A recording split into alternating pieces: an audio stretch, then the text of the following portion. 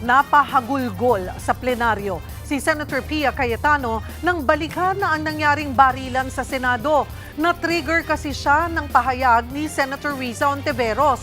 Live mula sa Senado, nasa frontline ng balitang yan, si Mayan Los Baños. Mayan, anong update dyan? At nagpansinan na ba sina Senator Pia Cayetano at Senator Riza Ontiveros?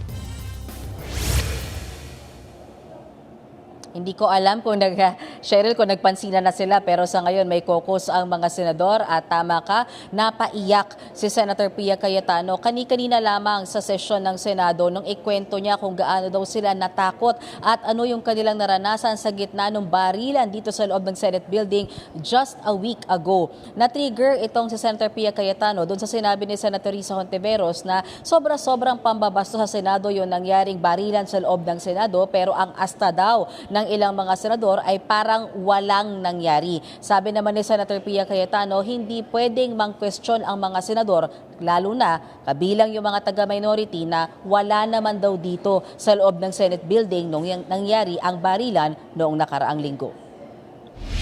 Takot na takot po ako na kailangan ko na magpaalam sa mga anak ko. Walang ni isa sa inyong nangamusta sa amin.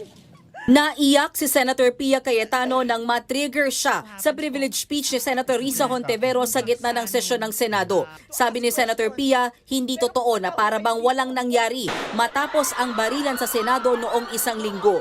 Hindi ako mapanatag na simula nung Lunes, ang ipinapakita natin ay para bang walang nangyari. Na para bang hindi nabastos ang ating institusyon. Hindi maliit na bagay ang nangyari dito. At lalong hindi dapat inaasa sa mga Facebook Live, press conferences at media interviews ang pagtatahi-tahi ng mga pangyayari. Sabi naman ni Senator Riza, ganito na ba talaga kababa ang inabot ng ating politika sa Pilipinas? Ito na ba tayo, Mr. President? We cannot act as though nothing happened last week. Alam natin ang tama at mali. Alam natin kapag sumosobra na. dahil sa linya ni Hontiveros na para bang walang nangyari, emosyonal na binalikan ni Cayetano ang naranasan niya at ng kanyang staff. 2 pintuan ang pagitan ko sa putukan. Yung staff ko na si Claire, na 20 years na sa akin, nandun siya sa labas. She has a 12-year-old son. Kinuwento niya sa akin late na tumatakbo siya, hindi niya alam kung saan siya pupunta. Kaya para sabihin niyo na walang nangyari. Napakasakit para sa aming lahat na nandito. Naglabas pa si Cayetano ng kanyang bubog sa menorya. Some of you I've known for 20 years, 10 years. And I didn't even hear any of you say, kamusta na kayo dyan? Napakasakit na sa akin. Sobrang sakit.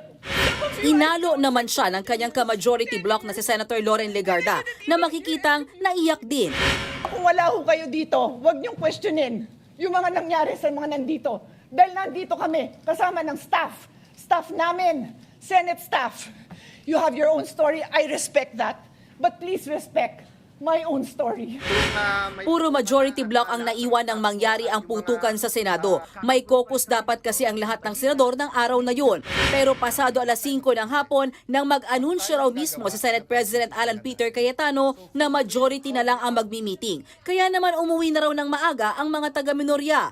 Pero pagilinaw ni Senator Riza sa kanyang pahayag, However, when I stated that it feels now as though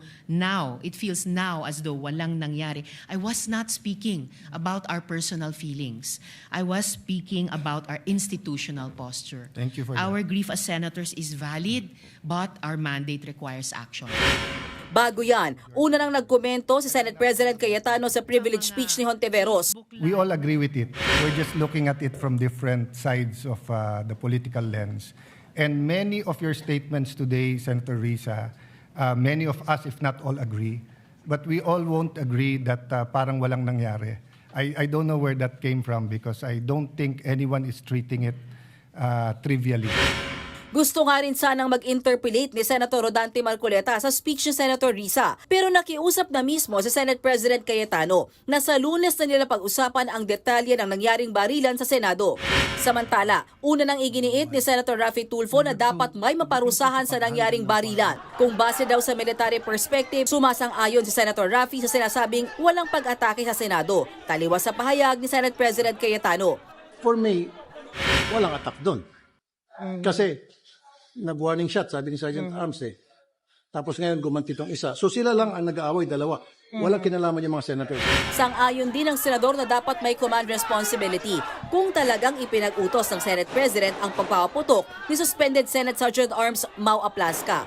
Nagkakaisa naman ang ilang senador na dapat may hiwalay na ahensya na mag-imbestiga sa nangyari. Siyempre, isipin nila na kayo nagtatakipan ng independent group na mag-imbestiga para masatisfy lang po. Just to be fair, want to see the independent investigation. Hindi dapat ang Senado rin maimbestigahan. Of course, NBI dapat rin maimbestigahan para pantayan.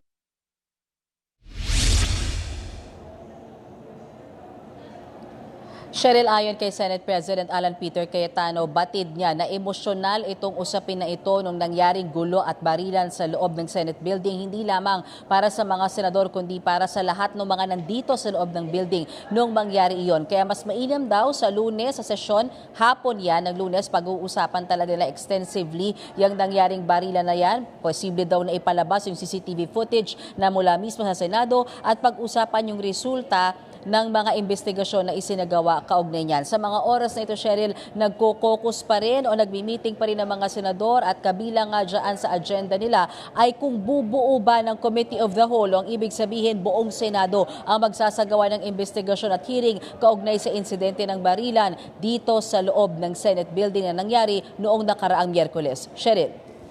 May puntahan naman natin itong chairmanships ng mga komite.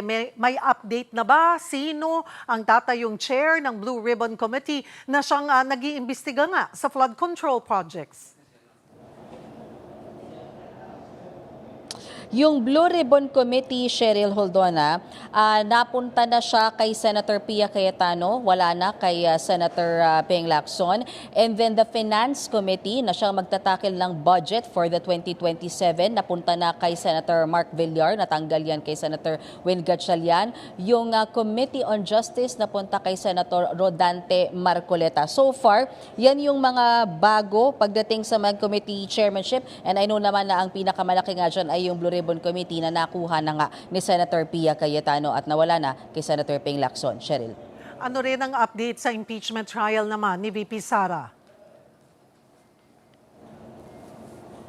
Correct. Kaya buti na tanong mo yan kasi kaya rin sila nag-caucus dahil nabigay na yung writ of summons ngayong araw na ito ng Senado sa pamamagitan ng Senate Sergeant Arms sa kampo ni VP Sara Duterte. She's given 10 calendar days, so that means June 1, kailangan maipasok na niya yung kanyang sagot kaugnay dyan sa writ of summons na may kaugnayan sa articles of impeachment laban sa kanya, after which bibigyan ng kopya yung prosekusyon and then the moment na ma-receive nila yung prosekusyon will be given 5 days naman para magbigay ng reply. At kaya nagkakaroon din ng caucus ngayon para pag-usapan na mismo yung schedule ng pre-trial at trial proper. Kailan, anong mga araw, anong oras yan gagawin at kasama na dyan, of course, yung extensive media coverage na isasagawa ng lahat ng mga TV, radyo, online na for sure ay magpapadala ng maraming teams dito. Kailangan sa ayos yan, Cheryl, dahil napakaliit lamang ng Senate building. So kabilang yan sa mga pinag-uusapan ngayon ng mga senador, Cheryl.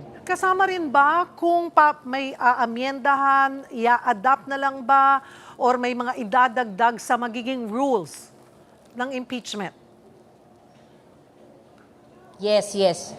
Correct, Cheryl. Kasi kung gagawin nila yung ang schedule nila ay parang nung nangyari sa impeachment ni dating CJ Corona, that would be Monday to Thursday, 2 p.m. onwards, umaga ang sesyon. Kung yun yung mangyayari, wala nang pagbabago sa rules. Pero syempre, kailangan kasing kausapin lahat, pati minority block. Tandaan natin na from minority block, ang gusto nila Senator Ping Lacson gawing MWF sana. And then Tuesday, Thursday, magkaroon ng sesyon. Kung magkakaroon ng pagbabago bago sa schedule ng mismong impeachment trial, then kailangan i-amend yung rules and then kailangan magkaroon ng publication. So baka dagdag yan sa araw na kailangang i-implement bago mangyari yung mismong trial proper. Kaya nakaabang din tayo kasi at least mabigay man lang natin sa taong bayan, sa mga publiko, no, yung impormasyon kung kailan ba ini-expect yung trial proper. Kasi nung time na si Senate President Soto pa ang nakaupo, ang binigay niya sa atin is about last week of June to first week of July ang possible trial proper. But under the Cayetano Senate presidency, we don't know yet kung mapapaaga yan o mas malilate kung kailangan niyang amyendahan pa yung Senate rules. Cheryl. Maraming salamat, Mayan Los Baños. Mga kapatid, Cheryl Cosing po. Maging maalam at may pakialam sa mga napapanahong issue at headlines.